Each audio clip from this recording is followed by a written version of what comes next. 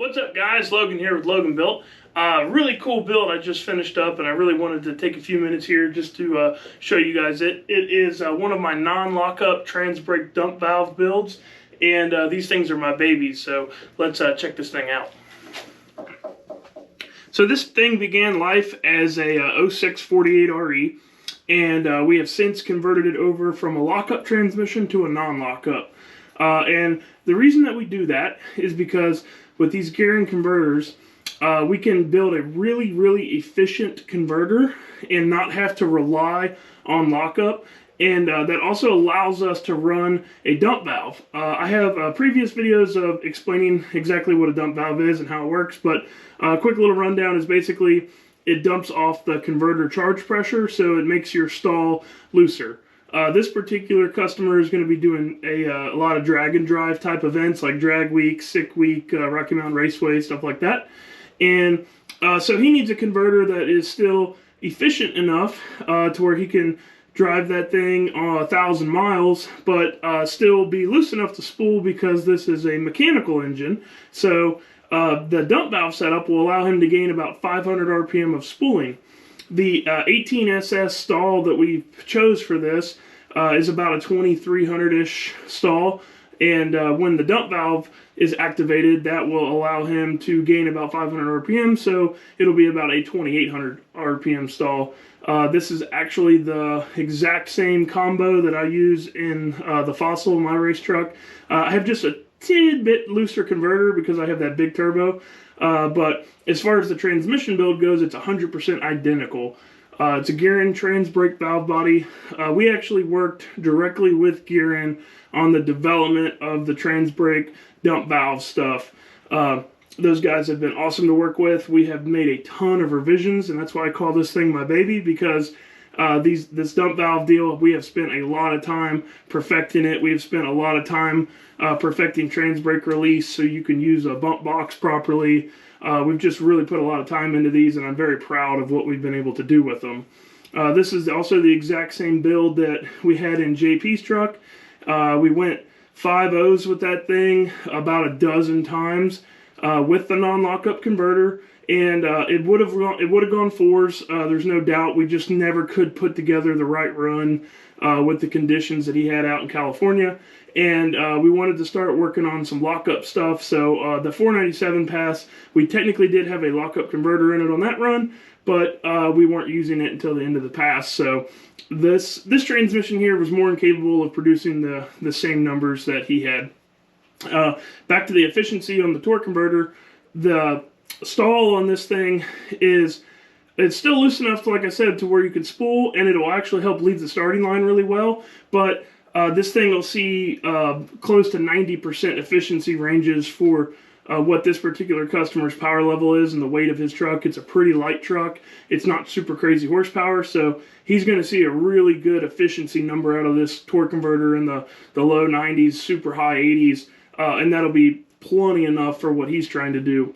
The nice thing about not having lockup is you don't have that shock load that the chassis sees from commanding lockup. When you first start off racing, it's very easy to want to just throw the kitchen sink at it, but like everything else, it's way better to baby step it. And not having lockup in your wheelhouse, not even being able to do that, keeps that temptation away and will really help you better understand your chassis. So that way you can go a lot faster in the long run. And say if, the need arises for this customer and he feels like he wants to try a lockup, all you have to do is put a lockup converter in this thing, and basically the dump valve now becomes lockup. So the dump valve setup is patented through Gearin, but it's nice because we can switch back and forth from non-lockup to lockup with simply a converter change. That's something that I feel is really nice for a customer that wants to try either one, but most of the time they're really happy with the non-lockup stuff. The non-lockup is also super consistent because you don't have that lockup apply. Lockup apply never 100% applies the same every single time. So if you're trying to index race, trying to run something like 590 or other indexes, or just anything where consistency is really important, the non-lockup setup is going to give you the most consistent setup. We run an aluminum direct drum in this, and that allows us to run a band combo that is virtually been indestructible for us. That drum and band combo pretty much solved all of our second gear band issues that we had early on. This same combo in JP's truck, we made around 50 hits on it, and I had it apart about 4 times during the life of that 50 hits, just checking on the life of it, and I never replaced anything in it. It was beautiful, and so this is like the ultimate reliability too, which is super important because it's really hard to learn your combo and to get faster if you're constantly working on it. That's why I think this is like the ultimate race transmission for a diesel truck, because there's so much time spent pulling transmissions and fixing stuff, and if you could just get the thing to the track and make laps with it, you will learn so much, and you won't need 2,000 horsepower to go fast because you'll be able to figure out how to go fast with what you've got. So this is the easy button to being able to go out there and make laps. That aluminum direct drum also allows us to do some proprietary stuff with the trans brake that really helps with the trans brake release. We have got trans brake release on these things down into the Turbo 400 territory. When we started, it was pretty rough. You pretty much couldn't use a bump box unless you got really creative, rode the brakes really hard. Now we've gotten to a point with it where you can really fine tune in a bump box, which is huge because, you know, you can be fast and all that stuff, and that's great, but you have to be able to perform on race day. And if you can't stage the dang thing, it's no good to you. So we've spent a lot of time focusing on all areas of the run. Another thing I really like about the non-lockup deal is it seems to run very cool. We are able to, we shoot for around 130 degree trans temp before we make a run. And at the end of the run, the trans temp, we never have seen trans temps higher than 160, 170. We're usually able to drive the truck back after the pass, and we let it sit and idle for a second and just throw some fans on it and go. We've never seen super crazy high temperatures, which is also very important to keeping your transmission alive, is maintaining a low temperature. So that's something that's very crucial that the non-lockup and the dump valve helps us with. We chose to go with the King Speed pan on this particular build because, you know, we wanted this thing to be light, and the King Speed has the lightest trans pan that I'm currently aware of that still holds that much fluid. Like I said, this is going to be a drag and drive type truck, so we wanted to make sure we had plenty of fluid in this thing, so when he was making those long trips without lockup. The weight of this transmission with the aluminum in-house direct drum, the non-lockup converter. I also do a lightened sunshell setup in this thing, so I really take quite a bit of weight out of this versus a lockup transmission, and you'll save about 50 pounds on this transmission over, say, like an extreme duty lockup transmission with, you know, a normal pan and a steel drum and a normal sunshell. So that's a lot of weight just to take out of your transmission, and the best part is about 40 pounds of it is rotating mass. So that's really huge for somebody that's super weight critical, super, you know, don't have a ton of horsepower, so you got to pay attention to all that kind of stuff. So it's just a really nice feature there. I try to always do on these full race builds like this, I do a bare case.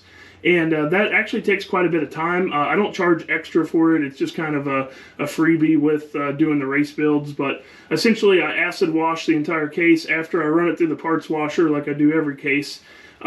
Spend quite a bit of time acid washing it, and then I'll go back over it with a couple other products and to give it that final look that you see there. It takes me about 3 hours to do that. But on a drag truck, on something like this, especially on a drag and drive truck, heat dissipation is a big deal, and anything that's painted holds heat more. So I like to do all my race stuff bare case, so that way you can cool it down quicker between rounds. I'm going to talk to this customer and see if he wants me to do it or not, but I'll probably end up putting vents in the bell housing. If you've seen any of my other videos, you've seen where on our race stuff, I'll put two 2-inch holes in the bell housing, And that's really not for weight. The reason that is so when you stick a fan under it, you can blow the hot air. The converter is a giant heat sink. So if you can cool the converter, you can kind of cool everything. So if you blow your fan through the converter, those holes will give the heat somewhere to go, and you'll be able to cool it down a lot quicker. And on a drag and drive, he's going to be driving this thing a lot, so pretty certain he's going to want the vent holes in it. And then I gave him a TV adjuster and a rear cable entrance bracket on this. Pretty standard on all my race stuff to get that. The awesome thing about the gear and valve bodies is you can actually use the TV adjuster, the TV lever, to tune in your 2-3 shift timing. That's something that nobody else is able to do. Most of the time, your TV adjuster is what you use to set your line pressure, but with Gearin's constant pressure stuff, the line pressure is already preset with the pressure regulator valve, and that circuitry of the TV now becomes 2-3 shift timing. So super awesome, because the 2-3 shift is the most complicated shift in the whole transmission, and having the ability to fine-tune that in is really a big deal.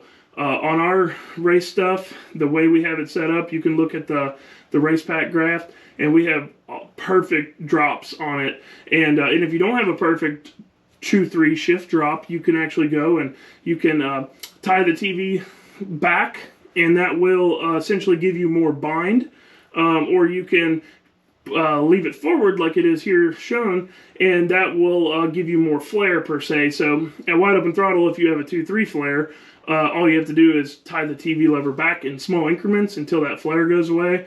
Especially if you have data, it'll tell you really easily, really quickly, if your shift is timed right. And if you have a bind, you'll see where it's a rolled over drop on the data. It won't be a nice cliff hedge. So that's a really nice feature with the gear and stuff. Because of the non-lockup, another nice thing is you can run a standard size input shaft. You don't have the shock load of lockup, which is really the killer of input shafts. And so you can still go really fast on a standard size input. We have been a multitude of 118, 119, 60 foots in JP's truck on standard size input shaft. My truck's 47, 50, and I've been 135, 60 foot on the standard size input shaft. So that's really nice. It kind of helps save with some cost there. And then usually always do a 29 spline output just because of the drive shaft load. Like I said in my other video about transmission terminology, the output shaft is seeing a lot of that load from the drivetrain. So we like to go with a 29 spline on that when we can. And then always a Sonex intermediate anytime we can. And this is a pretty awesome combination. This is something that is the closest thing, in my opinion, that you're going to get to a set it and forget it. There's really no such thing as that. Every transmission needs maintenance. Eventually, every transmission will wear out. But I honestly can't tell you when this thing will wear out, because if you treat it right, you keep it cool, and you pay attention, this thing will, I have no idea how long it'll last, because every time we've taken it apart, it looks brand new. So this will be really nice for this guy to be able to start with something that he can put in and be confident about just going out there and making laps on. Now, the thing everybody wants to know and everybody wants to talk about is the price. This unit is $9,500. That is a lot of money, but it is, in my opinion, money very well spent.